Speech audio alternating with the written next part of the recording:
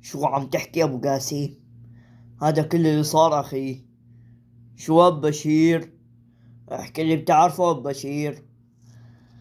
أنا سبب الطلاق ما بعرفه لأنه بخصه، بس أنا بعرف اللي سوى الفضيحة كلياتها ومنع أختكم ترجع لأبو عصام. مين؟ أبو غالب عقيد. أبو غالب؟ إيه شو سوى أبو غالب أب بشير؟ إيه لو تعرف شو مسوي أبو غالب يا أبو عصام كنت سويت غير هيك يا أبو قاسم.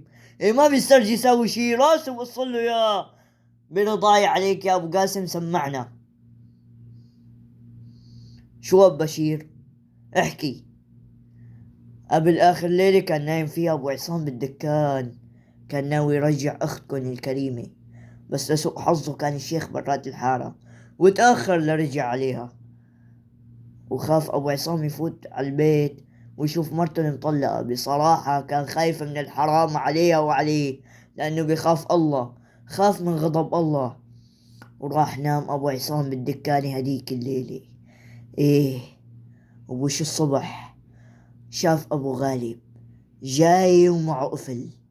قام راح رمى أبو غالب القفل اللي معه فوق قفل الدكان وخلى أبو عصام محبوس بالدكان لبين ما أجا أبو قاسم وسمعته اللي صار.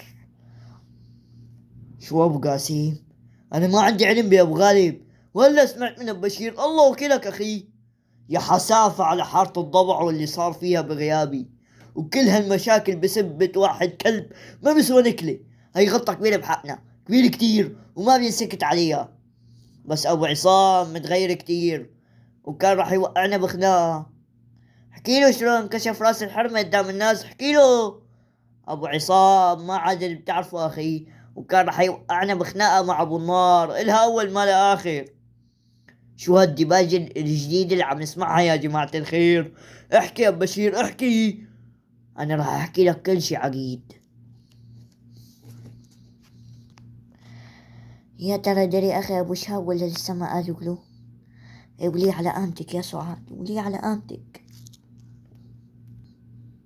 أب بشير كرمال النبي، إيش كان مانك متأكد من الحكي؟ لا الحكي اللي عم تحكيه لا تورطنا ولو عقيد. هالحكي مو مزبوط، برضاي عليك يا أبو قاسم نقطنا بسكوتك. بس لازم تسوي شي عقيد مشان تحمى حريم بيت الحمصاني. عمي أبو حاتم ما تصغر اندهلي صوت على معتز عصام، أمرك. وانت الله يعطيك العافية يا أبو بشير، تيسر الله يرضى عليك. السلام عليكم. الله يصلحك ويهديك يا أبو قاسم، جيت تكحل عميته، بدك تحل المشكلة ام تشربكت شربكي. اي ما تحملت حالي شوف ابو عصام قدام اهل الحارة مذلول واختي مطلقة. شو بدك يا نساوي؟ انت دوم الدوم بتغلط لانه ما بتحكم عقلك مزبوط بمثل هيك مشاكل. نحن وين كرامتنا قدام الناس؟ كرامتنا انه اختنا سعاد تضل ببيت جوزها، يعني لو ما حضرتك رحت اخذتها من عند جوزها كان كل واحد عنده كلمة بلعها وما استرجع ينطقها. لا وفوق كل هيك بتروح بتبهدل صهرنا قدام كل العالم والخلق وقدام بيته. انا ما بلومه لابو عصام اذا ما رضي يرده. على كل هي ما عاد بدها اياه. شلون؟ سعاد عرفت كل شي صار ومتضايقة كتير، وخصوصي بعد ما عرفت انه ابو عصام ناوي يتجوز ارملة ابو سميرة حمصاني. الله اكبر عليك يا ابو قاسم وعلى شغلك، الله اكبر عليك. صار له خالك من العصر بعد ورانا ولهلا ما كنت تشرف حضرتك. هلا بنشوف شو فيه. السلام عليكم خال. الله لا كان جاب الغلا، فوتوا عدو.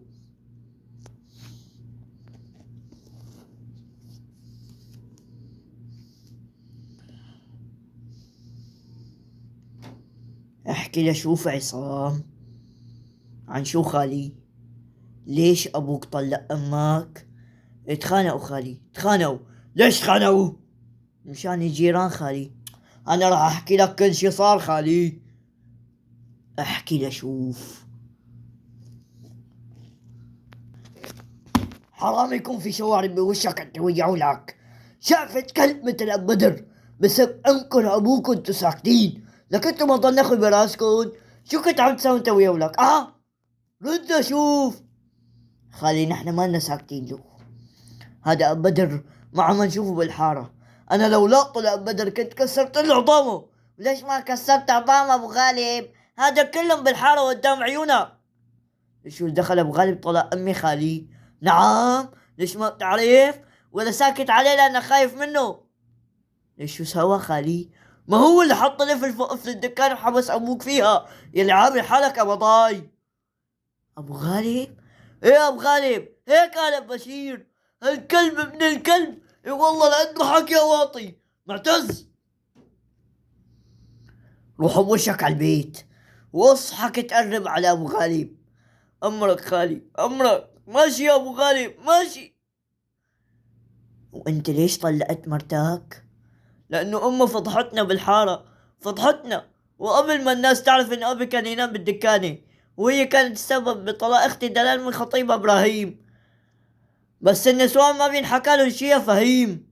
ما هيك اخي؟ ليش هيك صار؟ ليش؟ ما كل الحق على اللوح اللي واقف قدامها. ليش مقاطع خالك وما عم تحكي معه؟ لانه هو وقتها ضربني وولعني من بيته وصارت المشكله. ضربته وولعته من بيتك كمان؟ وما رضى حتى يسمعني. معلوم بدي اضربك وبدي اكسر راسك، لانه ما درينا قصة الطلاق الا من اهل الحارة وبفضيحة. يعني لو جيت خبرتني او خبرت خالك ابو شهاب كنا صلحناهم مع بعض وما كان صار اللي صار. ليش امتى ابوك طلق امك؟ يمكن قبل ما تسافر بشي كم يوم اخي. يعني ابو عصام خبى علي؟ وعلي انا كمان. يا خالي مو قبل ما تسافر. روح من وشي عصام. امرك خالي امرك. علي ما علي. اذا هالابو غالب ما بطل بطالته بدي اسناوله ضرب عد مو حياته. طول بالك اخي، لا توسخ ايديك بواحد ندل مثل هاد. وين رايح هلا اخي؟ لعند اختك سعاد. بجوز تكون نايمة بنفيقها. ايه. ولك في حرمة بتقول لجوزها فشرت، لك انت ما عاد تستحقي ولا؟ والله طلعت غصب عني وما كنت بدي اقولها. قلتيها وبهدلت الجيران وسبوكي وسبيتين وسبوا جوزك وبهدلتينا بالحارة. لك ليش تجيب بهدل إلك وإلنا؟ لك ليش؟ والله هو بهدلني كمان. يا ريته ذبحك ولا صار فيكي هيك. على قليل كنا قدرنا نحاسبه. هلا شو بدنا نعمل معه؟ بدنا نعاتبه مثل النسوان؟ لك قليلي شو بدنا نعمل معه؟ خلص اخي روق طول بالك. الله اكبر عليكي، الله اكبر عليك يا سعاد.